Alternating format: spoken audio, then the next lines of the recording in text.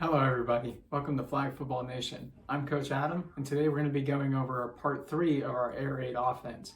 So first, I want to say thank you to everybody who watched the first 2 parts of our series. We reached over 100 views for our channel, which is a huge benchmark to me. So thank you to all who watched that, and to make sure you've caught up. If you haven't watched those, go ahead and go back to part 1, which is our introduction to the air raid, why you should run the air raid, and part 2 is going to be our formations and motions that we use in this offense. So today we're going to be going over the first play of our series, which is mesh. We call that money. So for any offensive coaches that want to use no huddle for this offense, we use the ace for our ace formation and then money for mesh. So we have our ace formation, we have ace mesh, and in quotations we have money. So with the first route, it's going to be a 10-yard out route by the Z. And so what we teach is our Z has its right foot back, and then we're going to take 6 steps up, plant with that 7 foot, and then we're going to go out towards the sideline and then look for the ball. All right, our next read is going to be our center, which is going to be a just simple flat route. We want to emphasize a good snap. Always focus on the snap first before we go ahead and go into our route, because if you focus on the route, the snap's not going to be as good. All right, so the third read is going to be the X. He's going to go about 5 yards and then go across the field. And then finally, the Y is going to set the mesh and come across at 6 yards. So how we teach it is we want a cone at 6 yards, and we want the Y to come to the cone and come over the cone while the X goes underneath the cone. And so we also teach for them to slap hands. So anytime you come across, however long you need to do it, first, second, third, fourth, into the season, it doesn't matter, as long as they are getting the slap hands in order to get that rub that we need in order to make this play successful. So quarterbacks, as far as drops go, I don't care about drops. I don't, it adds too much to the quarterback's mindset, and so we want to play fast, and we want to be play focused, and it's just repetition, repetition, repetition.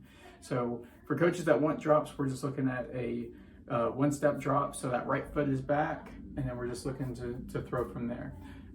So the quarterback's reads are going to be as follows. We're going to look at the Z first. He's our number 1. And then we're going to have the center as our number 2. And then the X coming across is going to be number 3. And then the Y is going to be number 4.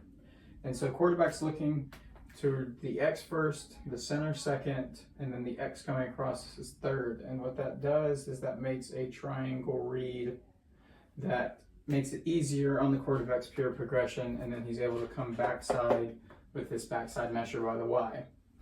And so this is what we do. Next, what we'll do is we'll show you against a defense that I've seen a lot in 5-on-5 flag football. So if you just give me a minute, I'll show you how to do it.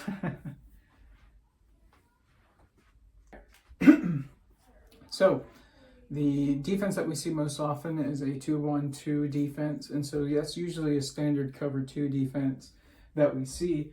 And so the corner will play flat, this left safety will play deep to the left, the right safety will play deep to the right, and then the corner will play flat towards the right as well.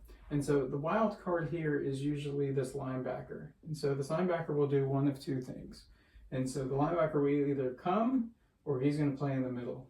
So we'll give you examples of what to do for both of those as well.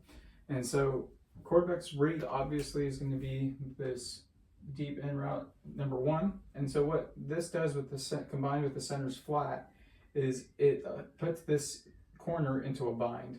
He either can play up or he can play down. There's no difference. What we normally see in our age groups is we see the corner will just sit there. And so the center is going to run right toward the corner and is going to attack his attention. And so we can hit that Z, and then the quarterback can make a nice throw towards the Z where the spacing allows him to be open against that cover 2 defense. So in case if the linebacker is staying, let's just say he's staying, he's going to play middle zone, okay? That triangle read is still in effect, because we can either look at the corner. If the corner stays shallow, then we can hit this deep out right here. If he wants to play up, play deeper, then we can hit the center here as well, and the center can just come upfield. What we also do see is due to the mesh, that this linebacker doesn't know where to go. And so we can often hit the mesher coming across the X receiver in this open space right here. And so that gives us three options that kind of flood the field. Again, you see that triangle pattern against this cover 2 defense. Okay, so let's say instead we see that this linebacker wants to come. They send him on a blitz. Okay, so what we do is we want to look at the Z receiver first. The reads never change. They never change. We want to say look at, you know, the Z first, then the center, then the X, and then the Y. That doesn't change. But we may put an emphasis on what receiver we want him to look at, you know, based off of the defense that we see. You know, in my leagues, the offensive coach is allowed to be on the field, and so I often call out whenever there is a blitzer, or if we see a defense that we've practiced before. Other leagues, it may not be that way, but that's just for us.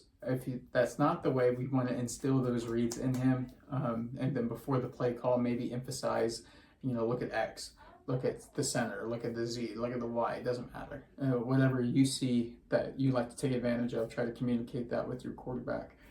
So for this instance, the linebacker is coming, and so the center will always be the hot. The center will always be the hot. If push comes to shove and you don't know what you're doing, you're facing pressure, you can throw it to the center. That's what we want. But ideally, what we're going to see is we're going to look at the out route first. You know, usually he will be open because the center will pull down the corner, or he's just going to stay there. But what we also like is that the mesh in itself is attacking the middle of the field. And so if this guy can catch the ball here, he can come up and be able to just run down the field for a touchdown. So that's against the cover 2 blitz. That's against the cover 2 standard out of a 2-1-2 defense.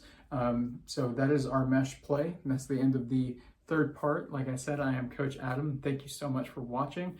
If you like these videos, feel free to drop a comment down below, like and subscribe, and I appreciate you guys so much. Thank you guys. Have a good day.